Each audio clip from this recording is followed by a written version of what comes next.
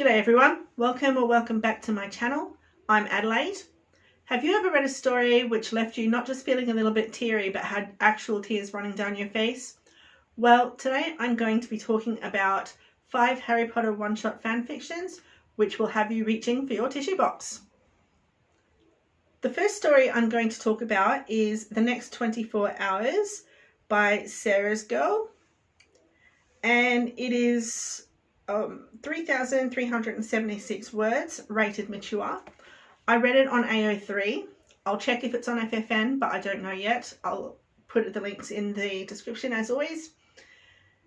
Basically, the story is that it's a Drarry story, and the story is that no matter how hard Harry campaigns with the Ministry after the war, all of the Death Eaters, Draco included, are sentenced to death. And the story is basically Harry's last 24 hours with Draco before he has to fulfill his sentence. It's absolutely devastatingly sad. You will definitely be reaching for your tissue boxes. The next story that I want to talk about is Draco Dormiens Nunquam Titilandus. Many of you may recognise that as the Hogwarts motto. It certainly means something a little bit different in this story. I read this one on AO3 as well. It was written by Echo Vanity, and it is 1,885 words, and it's rated teen and up audiences. I should warn you for this one, this contains themes of suicide. So if that's something that's going to trigger you, you should definitely avoid this story.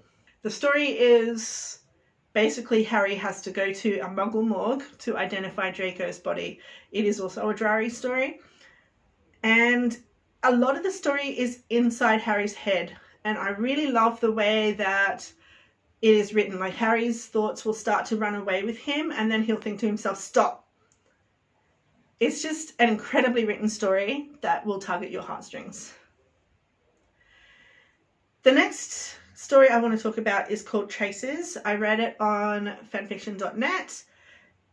I cannot pronounce the author's name. I think it's written in Gaelic. Flaignhan.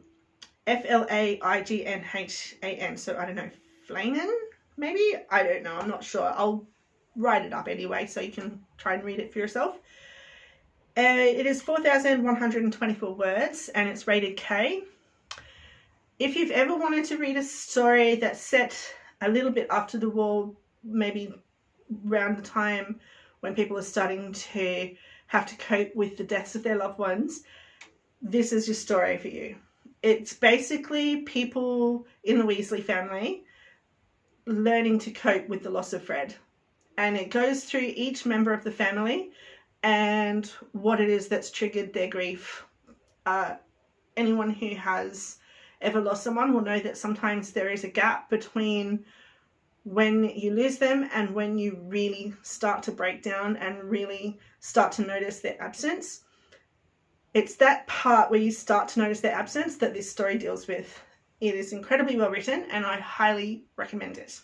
Next on the list, number 4, is A Gambler's Lucky Streak by Ethelwyn C. Malfoy.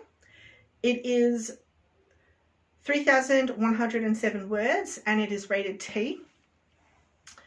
It is set after Harry is a little bit older. He is trapped in a Death Eater's dungeon with Severus Snape, and it's only a matter of time before they are collected to be executed. It's basically how they are coping with that weight and their regrets and their thoughts and what they wanted to say to each other. And there's a beautiful little dance scene in it. It's just absolutely sweet, bittersweet given the ending, and it will have you in tears. Okay, and I've saved the best for last. So number 5 on my list is a story called Cauterize. It is 1,648 words, rated K+, written by Lady Altair. And this is the one, out of the 5, this is the one that hit me the hardest. It is set after the war. Dennis has found Colin's camera, and he uses it to take photos of the scars of the war. The descriptions of the photos that he takes are incredible. I would absolutely love to see someone who does fan art create these images, because I think that they would be absolutely beautiful images. So basically what he's doing is he's going through and he's taking photos of picture from the DA and not from the DA who have come out of the war scarred, and he's taking photos that highlight their scars and highlight the beauty of their scars. The last photo he takes is just as hard as all of the others, and it's one of probably the most controversial for the critics and the general public, but I can understand why he took it. Honestly, this is the one out of the 5 that hit me the hardest, and I can't, I'm tearing up just talking about it. I can't even talk about it without tearing up. But I absolutely highly recommend all of the stories on this list, but if you must pick one, this is the one I would say to choose. A warning, it does deal with grief, so if that is something that's going to affect you too much to be able to read the story, then maybe you should give it a little bit of a miss. The same with Traces, actually, given that it does deal also with grief. Anyway, I will put the links in the bottom, as always, in the description. If you want to watch some more of my content, feel free to click on it up in the corner. And I will see you guys all again on Friday. Bye.